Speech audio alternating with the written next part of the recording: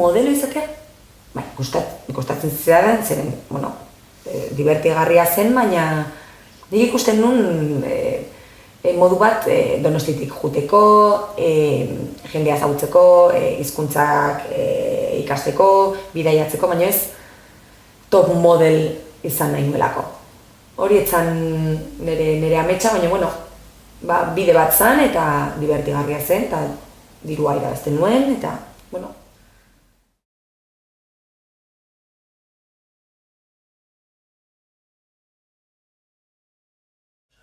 Nik nituen 15 urte, eta oso okertuta biltzen nintzen beti, zen oso altua nintzen, ez dakit bat 75 edo bat 76 neurtzen nuen, eta egun batetan nire anaia handiaren lagun batek esan zion, nik ezagutzen dut agentzia bat Donostin, eta egiten dute pasarela kurtso bat, eta eraman dezakezu zure arreba hor, zutik ibiltzen ikastera, eta horrela hasi nintzen, agentziara jo nintzen, kurtso hain nuen, eta, kurtsoa bukatu baino lehen, modelo ragatzaren konkurso irabazi nuen, eta ja Madrila bidali zidaten. Hemen agentzian ez, agentzia lokalan hemen Donostian, nahi dute, balio duten neskak kanpora bidaltzea, ez, eta arrakasta izatea. Eta orduan egun batetan, oso harreman nona zakan grup agentziarekin, zegoela Bartzelonan eta Madrilen, eta orduan etorri zen emakume hau Donostira, eta egin zuen preselekzio bat hemengo neskekin, zeren ez dakizen bat neska aurkeztu ziren nire konkurtsoa, 8.000 zerbait horrela, eta etorri zen pixkat casting bat egitea eta horrela, eta esan ziren pasatu ezu froga eta urrengora. Eta urrengo castinga Madrilen izan zen, eta pasatu ezu froga hori eta azkenean geratu ginen 12, eta horrekin, neska horiekin egin nuen konkurtsoa, eta nik konkurtsoa jo nintzanean, konkurtsoa irabazi nuenean nituen 16 urte egindak. Ni hasi nintzen 15 urtekin, eta maiatzen nituen 16, eta konkurtsoa izan zen hilabete bat geroago. Eta orduan, esan zen dena oso azkarra. Nik ez nintzen asko konturatu, bitartean ikasten dengoen hemen institutoan eta egiten DBH-la.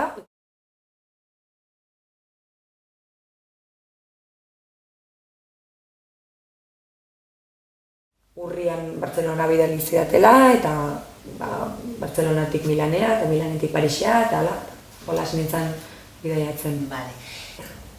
Ja modeloa zara, eta gainera konkursa irabazi duzu, eta orduan urte honetan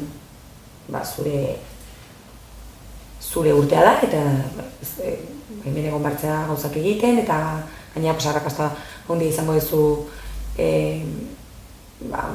konkurtsoa irabaziagatik, eta hor jartzea izute hor ere dian, eta goizeko 9etan joten zera agentziara, eta gaur zer da edozein lan bezala ez, egunero, eta zer egin barbet gaur, eta okazu, eta kastinetan jotea zure argazkiekin, eta sorte hon.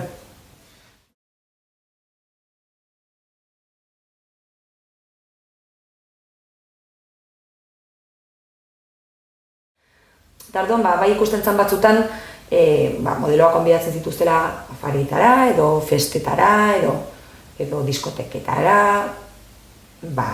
politia egiteko. Eta etzea konturatzen, baina gutxinaka konturatzen zea hor zaudela ezer egiten.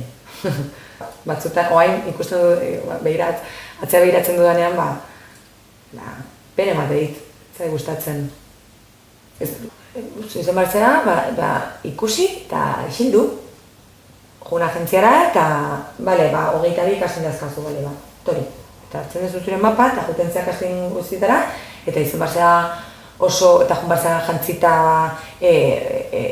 modu egokian, eta gero agentziara bueltatu eguna bukatzean, eta garra egin, eta biharko kastinak hartu eta agur. Eta jazta.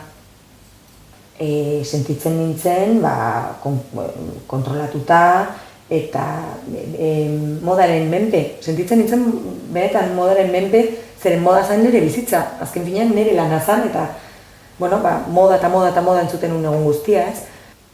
Claro, guri gonbidatzen gintuzten festak, ziren, duen festak. Ez dakit, diskoteka garrantzitsuetan, eta limusina bat etortzen zen eramatea diskotekatik diskotekara, eta hori oso polita ikusten da, baina gero errealitatea ikusi behar da. Zer eman behar duzu bueltan? Nik hori ez nuen ikusi nahi, eta nik ezakit zer ematen zuten bueltan. Ni ez nengoen hor, eta nik ez dut ikusi, eta ez nuen jakin nahi, doainik jutea lekuetara, zen niri doainik, niretzat doainik ez zegoen ezer mundu hortan ez. Festa batetara jutea doainik, normalean izango da, zeren beraiek dirua aterako dutelako zurekin, edo zaudelako hor politxeiteko eta besteak zuri begiratzeko, eta oizea ez, objektu bat, eta hori ez da doainik, niretzat. Gogoratzen nintzen, adibidez Milanen, zegoela jatetxe bat, eta zu jun zintezken egunero, bazkaltzea doainik, eta nik esaten, baina hori ez da normala. Doainik bazkaltzea egunero? Eta gaina bufet bat zan, eta ze ondo, eta zergatik. Zegoelako, ez dakizen ministerio eta ez dakizen zer zegoen horrondoan, eta juten ziren ejecutibo guztiak hor bazkaltzea egunero, eta ikusten ziren ehundaka ejecutibo eta ehundaka modelo. Eta izan, arra, nik hori ikusten arra, hori nintzen behin eta ez nintzen bueltatu. Zeren, hori ez da doainik bazkaltzea, zeren zaude jaten eta gian dakazu gizon bat ala egiten eta telefonoa eskatzen, eta zitzaidan gustatzen ez horrela sentitzea, zen gaztean nintzen eta nire gizon helduak ez izaizkian gustatzen.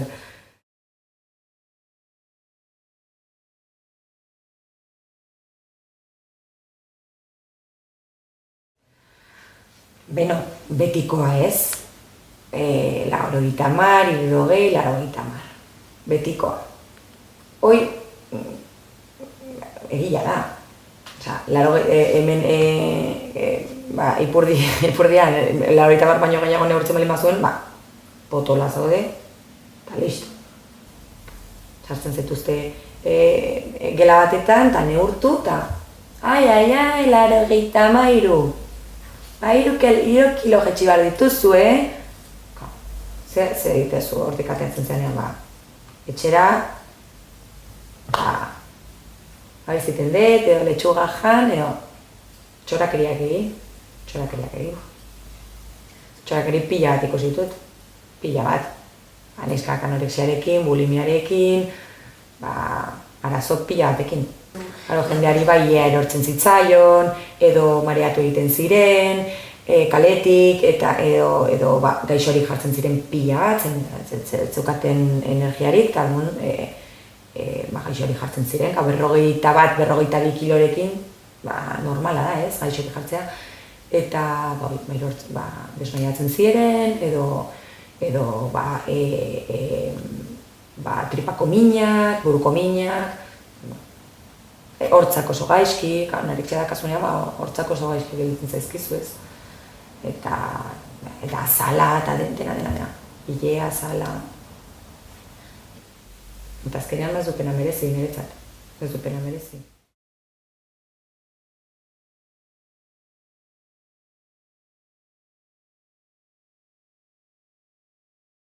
Mutila gutxiago, mutila juten zean, gimnasiora juten zean, baina delikadurarekin zituzten horren beste txorakeriak egiten, baina neskak pila bat. 14-15 urtekin emakume baten itxura daukazu eta ja modelo izan zaitez. Mutilak 17-18 urterekin hasten dira, gutxik gora bera. Ikusten zen ere beraiek ez zeudela oso horren arduratutak erroparengatik eta bere itxurarengatik ez. Neskak askoz gehiago.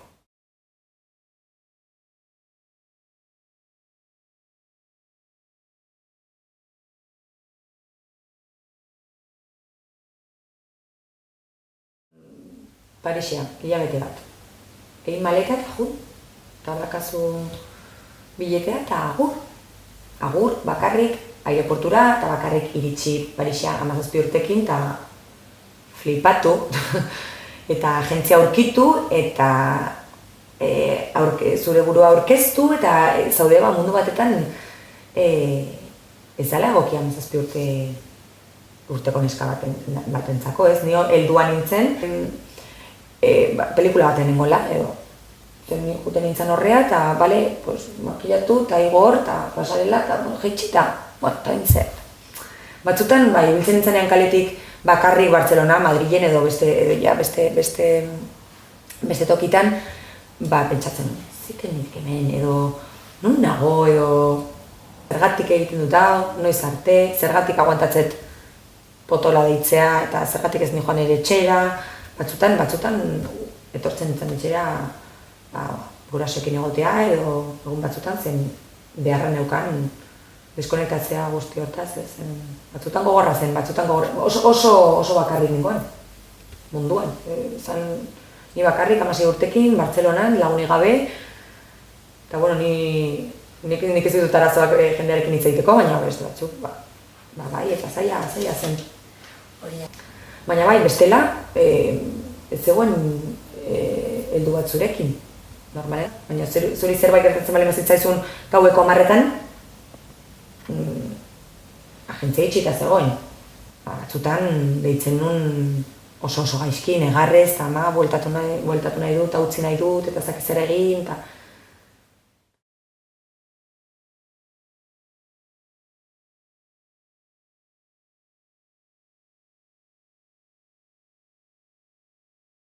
Ni ez naizela horrela, ni normala naiz, kontuan hartu behar da, modeloak ez dirala errealak, ez dira. Baina arazoak dauzkat ere bai, zeren modelo munduak azkenean zure autoestima asko jaisten du.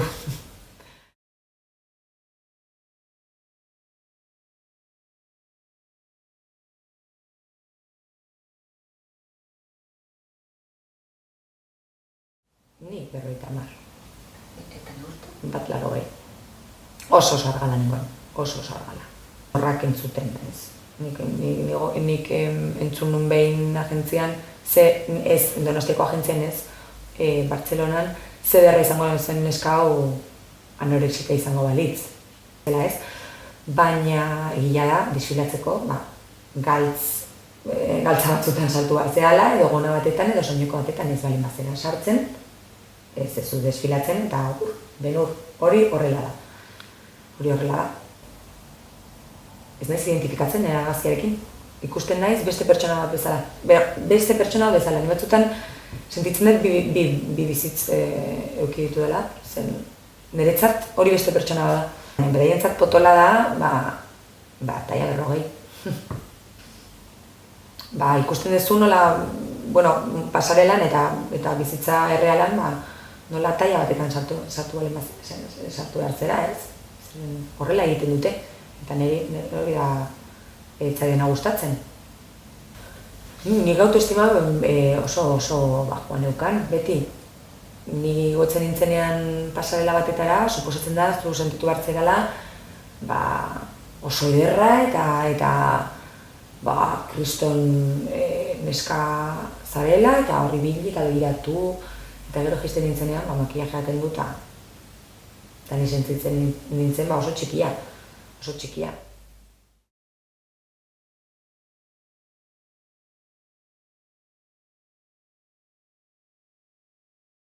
Egun batetan Parisen nengoen, 19-20 urtekin, uste, hor justu, tarte hortan, 20 urtekin uste, Parisen nengoen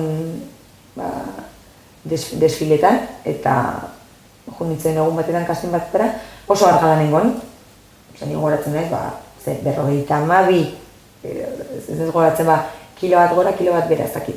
Hortika, 51, 52, oso argala, eta jo nintzen kastin batetara eta esan zidan gizonak potola nengoela.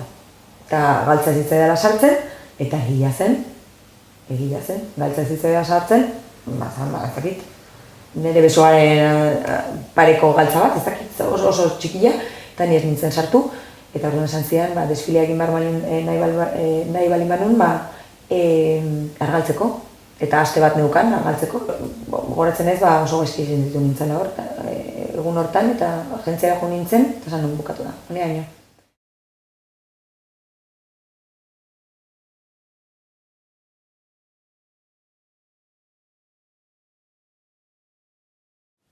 Oso atsegina izan zala niretzako ikustea, potoldu nintzenean, pixkat potoltzen badagola bizitza, ez? Hay vida después de la 40, hori horrela da. Eta nik konturatu nintzen, lagunak nituela, nobilloa bota nula, libre nintzela jateko, libre nintzen jazteko, ilea mozteko, grana bat edukitzeko, oso libre sentitzen nintzen. Onartu eta besteak onartuko zaituzte, hori horrela da. Zu onartzen bali bazara eta hori nik ikusi dut, zeren ni lehen askoz argalagoan nengoen, eta suposatzen da ederragoa, kanonen arabera, eta azkenean ni ez nintzen onartzen, eta jendeak, ez zian onartzen nintzen bezala, ez? Azkenean, nik ematen nun sensazio hori, ez? Eta orain ez dut ematen. Azkenean, bizitza normal bat edukitzen, eta benetan, eta bihotzez esaten dut, nik ez dudala falta botatzen modelo bizitza, baina bat ere ez.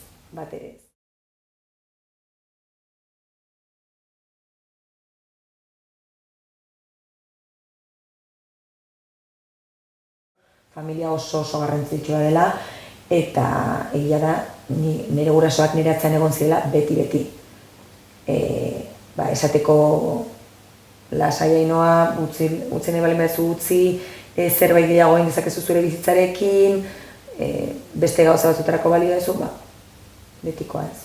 Eta, goratzen naiz, mutil batekin nengoela, eta bera oso naturala zen, eta etzan modeloa, eta berak, goratzen ez esan ziala, zu konturatzen zea anorexia potentziatzen dezula zure lanarekin, sarutu nintzen pila bat, baina gero pentsatzen dezu, eta, claro, nik ez nuen, niretzat nik ez nuen anorexia